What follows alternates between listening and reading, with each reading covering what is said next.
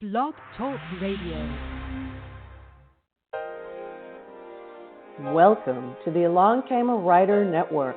Opinions expressed in our shows do not necessarily reflect those of the network. It's that time, Fight Writers. Stop draining your cauliflower ears and settle in for the FightWrite podcast, a writer's resource for writing fight scenes. I'm your host, Carla Hoke, and this is a very first FightWrite episode, sort of. If you are a fan of the Geek Block, I'm sorry, okay? I'll bring it back at some point. Lo siento, mea culpa, disculpe, I'm sorry. If you are a fan of the Geek Block, I had a couple FightWrite episodes, but these FightWrite episodes are going to be short and sweet, just a 1-2 punch combo, which ought to be enough in a fight.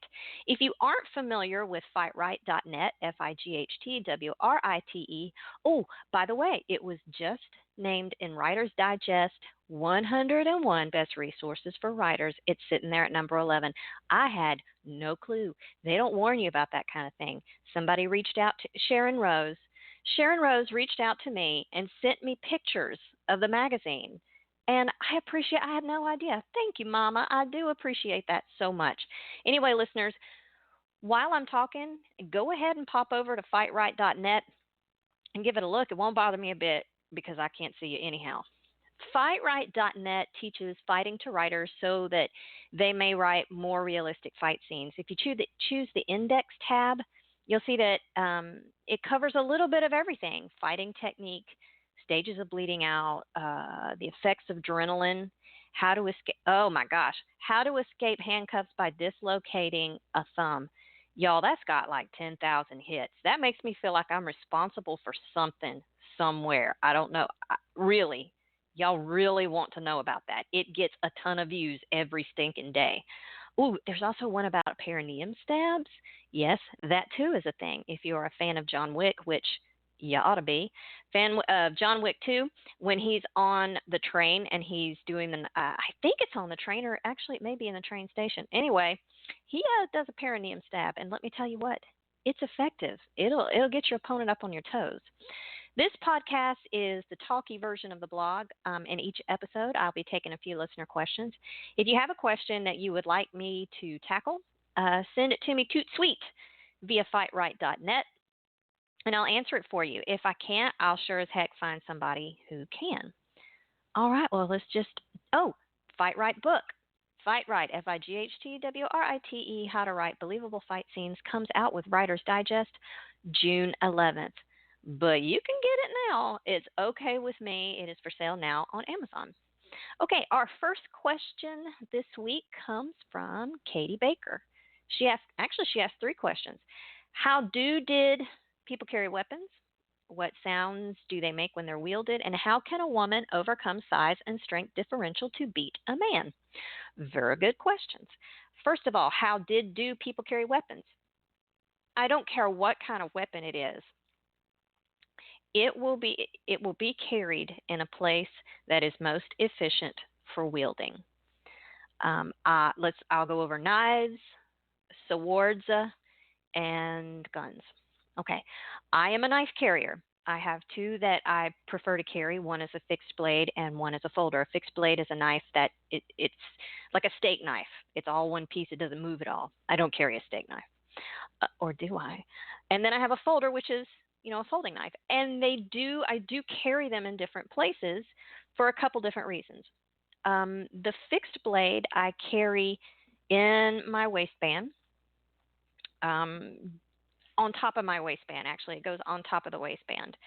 The reason is if I tried to get it inside the waistband, because the blade is live, because that edge is live. Okay, quick side note. That metal thing that's sharp, that whole thing is a blade. Even the unsharpened side is the blade. The sharp portion is the edge. My fixed blade has a live edge, and so if I pull it out real quick and that edge goes against my stomach, it's going to open it up, because Bertha's a sharp little beast. That's what I call that knife.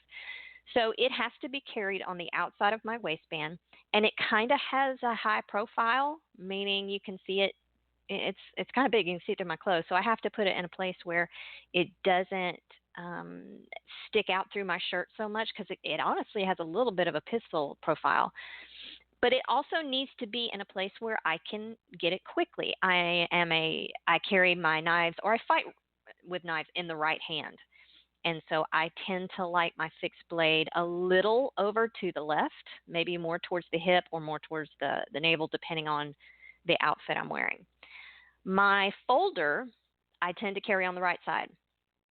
My folder, those are much easier to conceal. It actually goes the the knife proper, the whole thing goes inside the pants, and you have a clip that goes outside the waistband of the pants. When I reach in to get it, I flick a button, so when I pull it out quickly and snap my wrist, the edge is revealed. It's great to carry a folding knife if you're doing a lot of activity because you don't have to worry about a live blade popping open or anything like that and getting you. So I carry those in two different places just because that's where it's easiest for me to draw it and wield it. Swords. I know it's swords. Okay. My personal experience is with the katana. Most swords are for right-handed folks. In fact, so much so that daggers carried in the left hand are called mangosh daggers because it's so odd that they're carried in the left hand. Because they're wielded with the right hand, it's going to be on the left hip. That is because it puts your hand in the correct position for the weapon to profile correctly. Profile means it sits in your hand in a way that's best for its use. If you pick up a steak knife and you turn it upside down with the edge up, you'll feel that it doesn't feel right in your hand. But if you close your eyes and turn it down, you can actually feel where that knife should be in your palm, and that's what that is. Anywho, so you're going to carry it on the left side. I know that I actually on FightWrite.net on the index, I have can you carry a katana on your back, i.e. Michonne Walking Dead. For me, that would not be the most efficient way to carry it, and here's why. When you wield a katana and you take it out of its what do you call the thing that it's in? The sheath. There's a word I should know. It's not suba. I think suba's the guard. Anyhow, when you pull it out of the thingy, oh my gosh, how do I not think about this? When you pull it out of the sheath, you have to pull that sheath back because the katana is long enough that if you pull it out, even with your arm completely extended, a little bit of the edge is still going to be buried in that sheath. So you have to pull the sheath back as well. And I think what Michonne does is she reaches up over her shoulder with her wielding hand and then reaches behind her back with the free hand, and she pulls down the sheath with one side, and then she brings out the sword with the other side. Even if that is most efficient for her, I don't like it because of the posture of her body when she does that. When I reach over to my left hip with my right hand, I am guarding some of my vital organs. When she reaches over her shoulder, she is offering a whole heck of a lot. So if she is in the middle of a fight, she doesn't have much way to guard herself and wield her weapon. That's just me. And there may be tons of people that wield it that way. Also, y'all, it's a zombie apocalypse. I'm not judging her. I am not judging her. When the zombie apocalypse comes around, you can wield your katana any way you want to, especially in Texas. Here in Texas, you can carry a katana in some stores. I kid you not. Don't mess with Texas. Anyway, so weapons are always placed where they're most efficient to wield. Guns. Same with guns. Now, sometimes you will put a gun in a different place to conceal it a little better. So even though it might not be the most efficient place to carry it, it has to be carried there in order to bring the profile of the gun down so people don't know you're carrying it. But even then, you're going to put it in a place that is most efficient for you to wield. And if you have to carry it in a place that's a little bit different, you're going to practice drawing your gun from that position. What sounds do weapons make when you wield them? Well, guns, you hear it on TV. Something I've been told about the M16, and y'all write into me if I'm wrong, Some of the older M16s, when you fired them, made a boing, boing, boing sound. I think it's the M16. But I don't know that, if you want to add that in your work, I don't know. But I would definitely double check that. But I think it's true.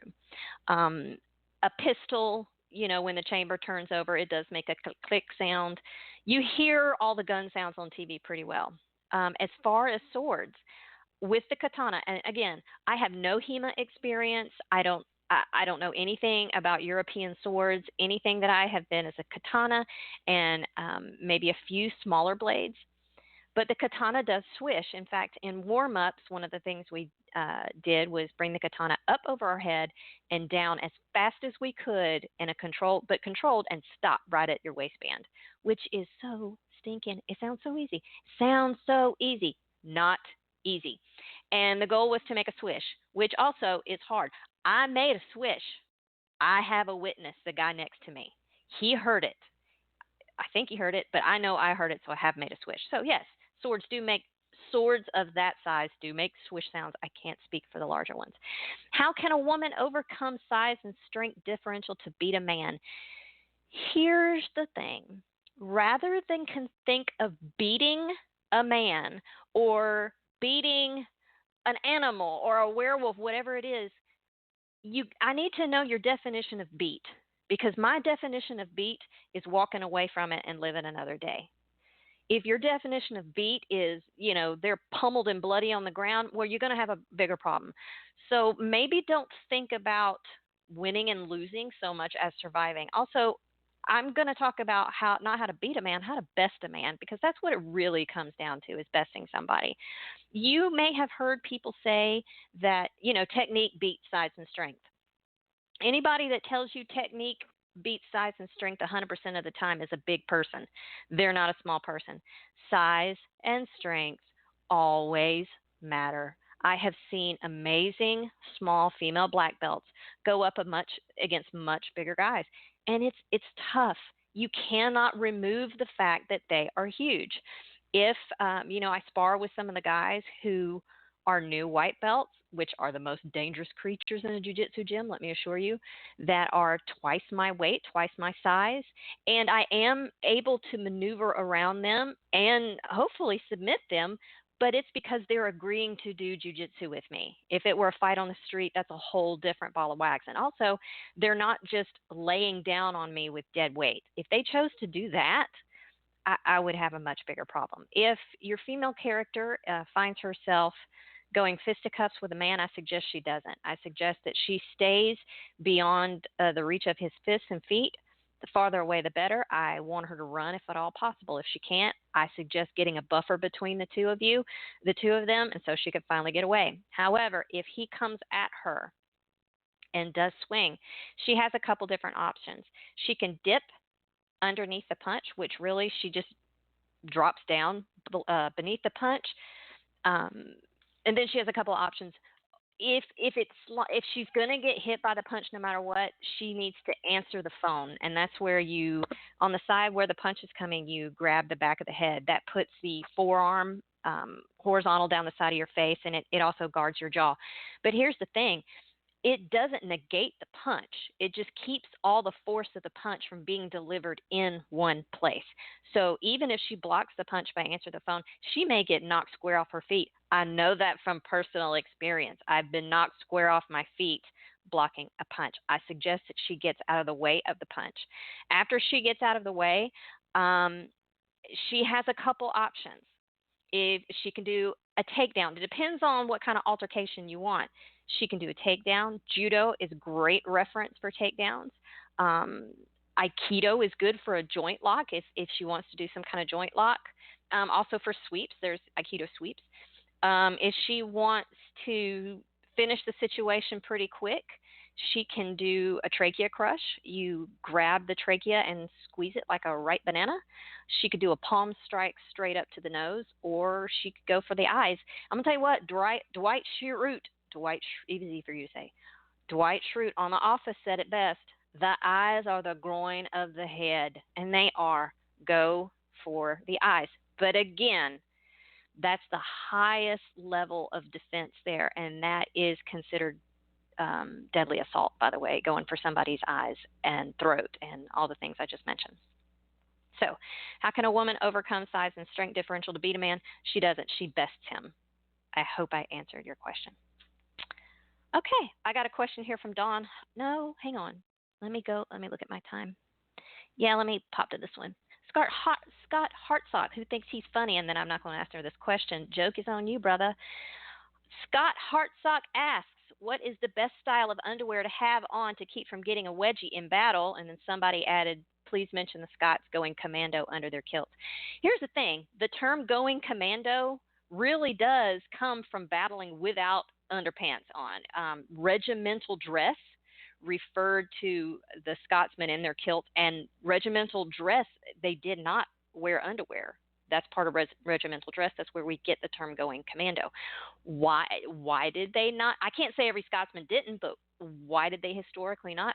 Well, y'all, they did not have fruit of the loom back then. You know, they basically had glorified shorts with drawstrings, which meant they would have had to get all the way up under their kilt and get the drawstring done, take them down. You know, it's a whole thing. Guys don't understand what a pain it is. Ladies, you understand it's a whole thing to disrobe like that.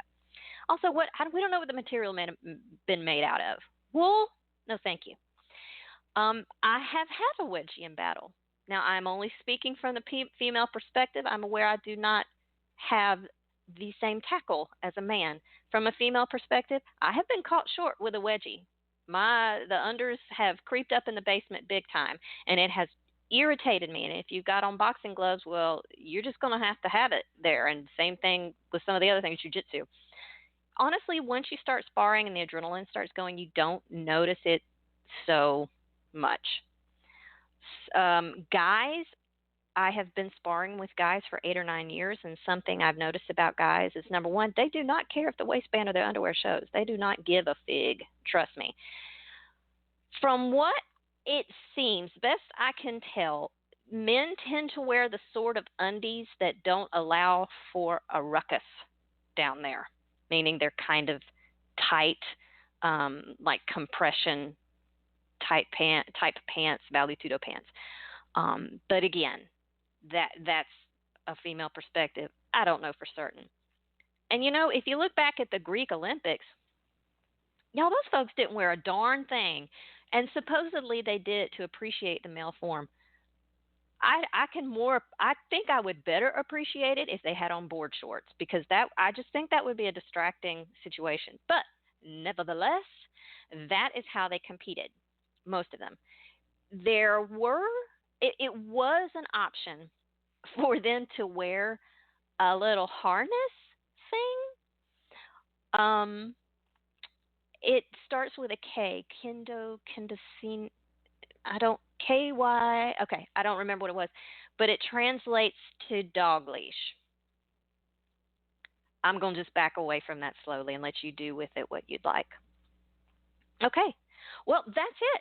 I told you this is going to be short and sweet, and if you want a little bit more FightWrite, well, then you can listen to several podcasts in a row. You can binge cast, but this is going to be short and sweet. And if I did not get to your question, I think I got a gracious plenty of questions. If I didn't get to it this time, I'll get to it next time. And I really, really appreciate you guys tuning in for the very first solo mission of the FightWrite podcast. Be on the lookout for my book, FightWrite, How to Write Believable Fight Scenes with Writer's Digest. FightWrite podcast is brought to you by the eponymous blog, FightWrite.net. And look for the hashtag FightWrite on the Instagram. You can find me on the Instagram at Carla C. Hoke. Hoke is H-O-C-H. I will be in New York City, y'all, in August teaching at the Writer's Digest National Conference. Come by and say hi. By the way, I'm looking for a place to roll in Manhattan, East Manhattan, while I'm there. If you don't know what roll is, you probably don't have a good suggestion for me. If you do know what roll is and you're near East Manhattan, hit me up on FightWrite.net and let me know where you are, and maybe I can come have a roll with you. So there you are. If you are in the Northwest Houston area, be sure to pop in by Malzinha, Maozinha, Brazilian Jiu-Jitsu, and say hi. That is my gym. my step gym is in College Station, Texas. So if you're in the College Station, Bryan area, be sure to look up Brazos Valley MMA. And if you are in Nova Scotia and you are so inclined, you're somewhere around Sydney, I think, pop into Zombie Proof BJJ and Mixed Martial Arts. Good group of people there. Tell them I sent you, and I guarantee you will get zero special treatment. That is it for this first episode of the Fight Right podcast. Thank you so much to the Along Came a Writer Network for letting me hang out and mess up your kitchen. Until the next episode of Fight Right. Oh, wait, what is this? Fight Right podcast. Get blood on your pages.